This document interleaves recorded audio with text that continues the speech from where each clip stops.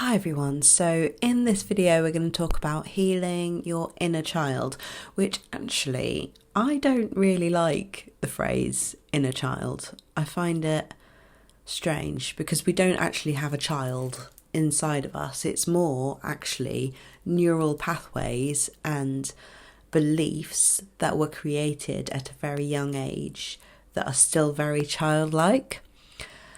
And that is what people call the inner child. But actually, it's just parts of us that have become wired in a certain way and have never been completed.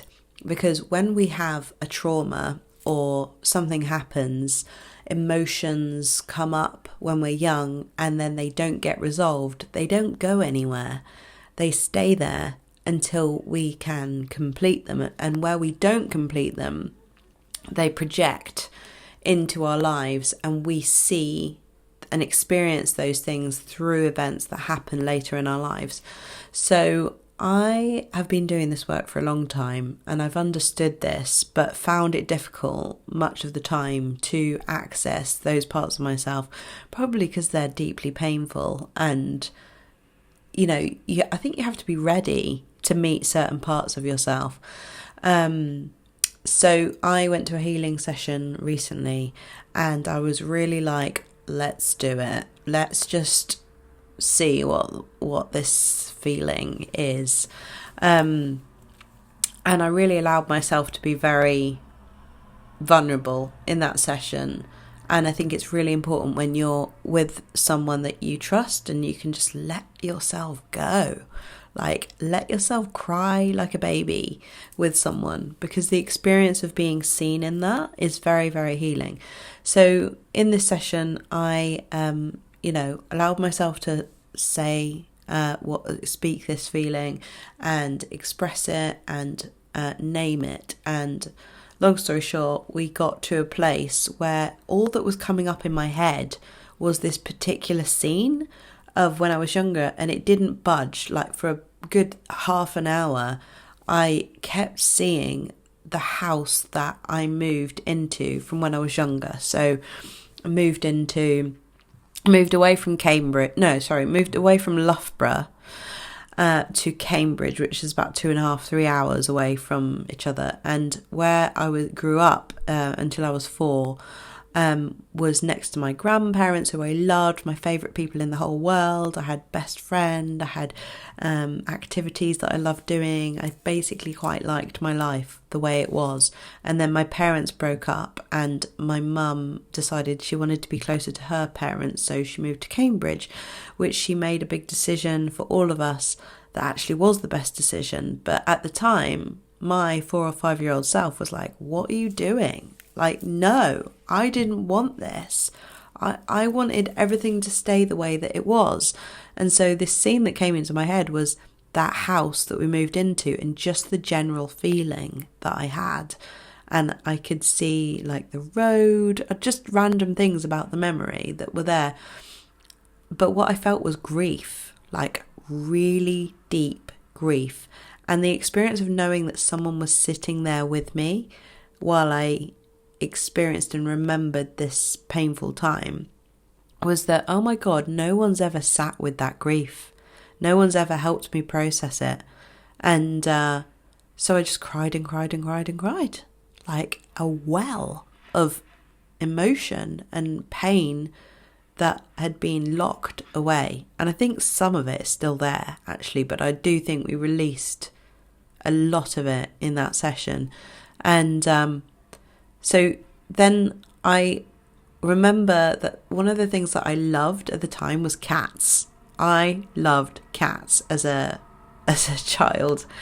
I loved kittens. Every birthday, every Christmas, it was like anything with cats. Just get me anything with cats. I thought I was a cat. And anyway, probably was a cat in a past life.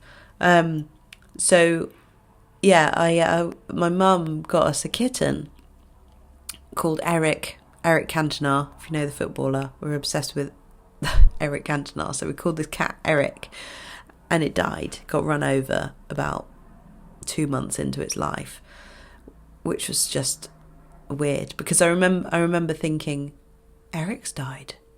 when I was so young. I was like 6 at this point.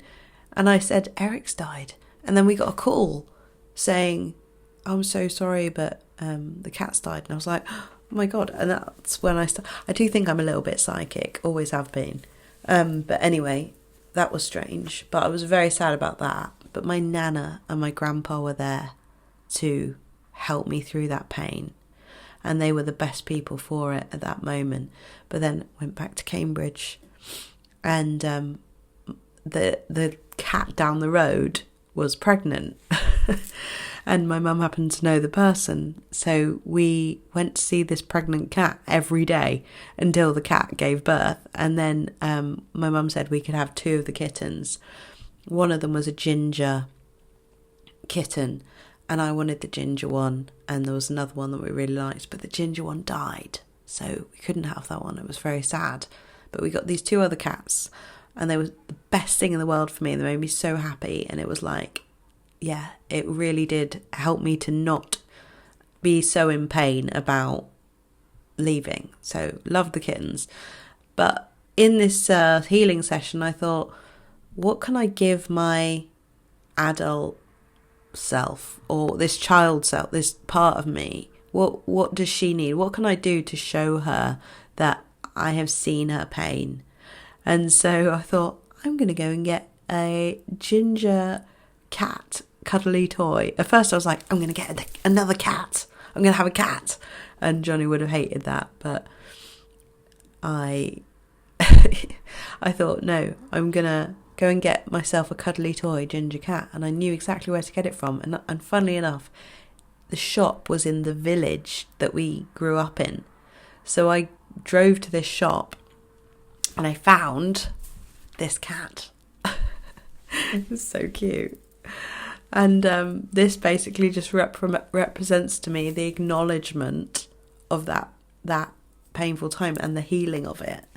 So yeah, I did this for my younger part, and I thought I'd share that with you so that you could maybe ask those parts of yourself what you need, what you needed, what might give you some acknowledgement that's like, I see you, you know. Gosh, got one of Noah's many colds that he picks up from nursery.